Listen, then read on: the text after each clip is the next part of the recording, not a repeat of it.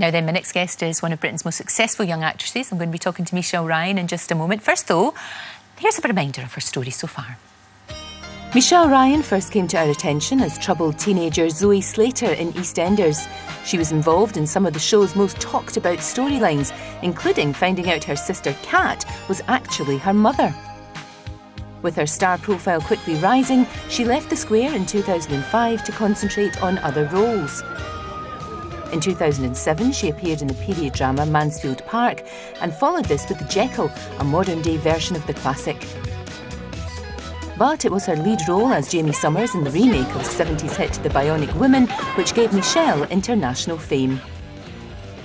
Following her time in the US, Michelle went on to appear in homegrown dramas including Merlin and a special episode of Doctor Who. Last year, she starred in British crime thriller 4321. Don't get on the seats. But now Michelle has swapped the small screen for the stage as she stars in The Talented Mr. Ripley. So, there we are, Michelle. Your life. I know. Small. It's really good to see you. Good it's to lovely see you to see you. And The Talented Mr. Ripley, amazing movie, great book, of course.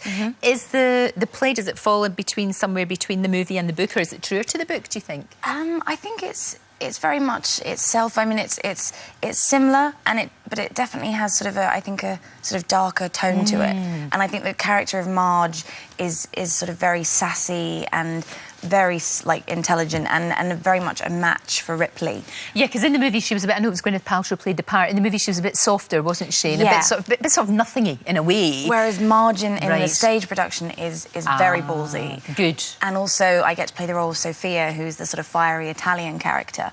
So it's a really, really strong script. Did you have to learn Italian to do this? I did have to learn a little bit of Italian. Just a little bit, just to get into the rhythm of it, the rhythm of the way that people speak. Yep, and also the rumba and the foxtrot.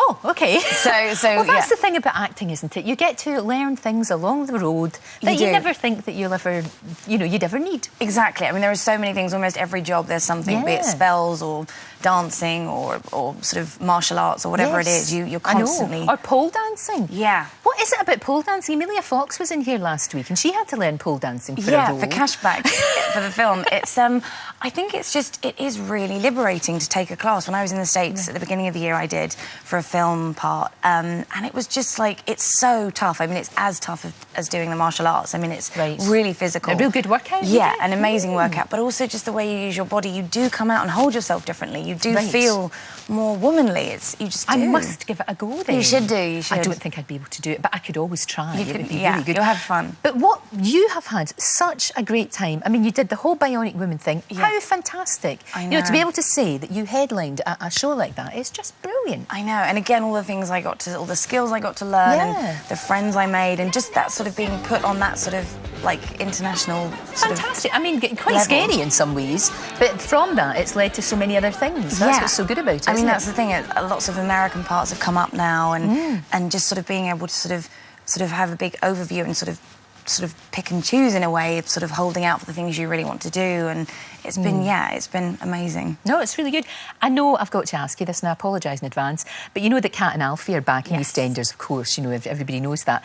Would you like to go back to doing a lot of shouting and crying? Does it appeal? What do you think it might happen one day? No, I can say no more shouting. No, I think it was a great apprenticeship, and it's brilliant. And it's sort of and Bionic Woman was a good few years ago now, so it's sort of so much has happened since. Of course. It just keeps moving. I think some things are more higher profile than others, but you just constantly keep moving forward, and that's what I like to do. Is that's why you're an actress. You don't, not everybody. I know it doesn't work out for everybody that way, but you do tend to come into it wanting to do lots and lots of different parts, stretch yourself all the time, and do all of these things. But inevitably, EastEnders will always be part of who you were. Definitely, and fantastic. You acknowledge that, and that's really good. And it was a great foundation. I mean, everything since is sort of it's sort of easier in a way. Even Bionic Woman, it was sort of okay, I'm not completely new to this, I know exactly what to expect. And you get a real work ethic when you work in something like EastEnders, don't you? I mean, it's fast, fast, fast. Yeah. And you have to know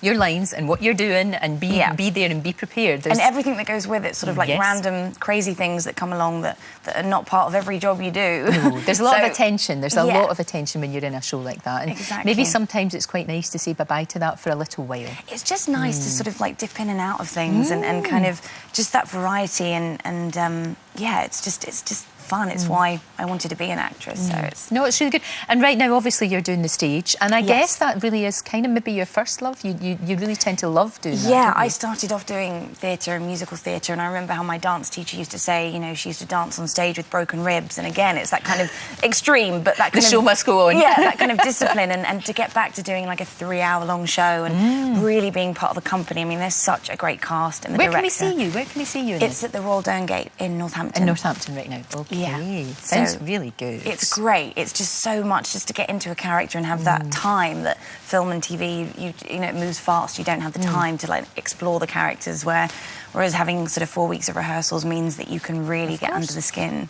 Well, I wish you all the best with it. Thank I really you. do. I know Marge won't be pole dancing in this particular production. No, foxtrot. You never know. Yeah, the foxtrot. It's far more ladylike. Exactly. Okay. Thank you so much. It's great to see you, love. Thank you very, very much indeed.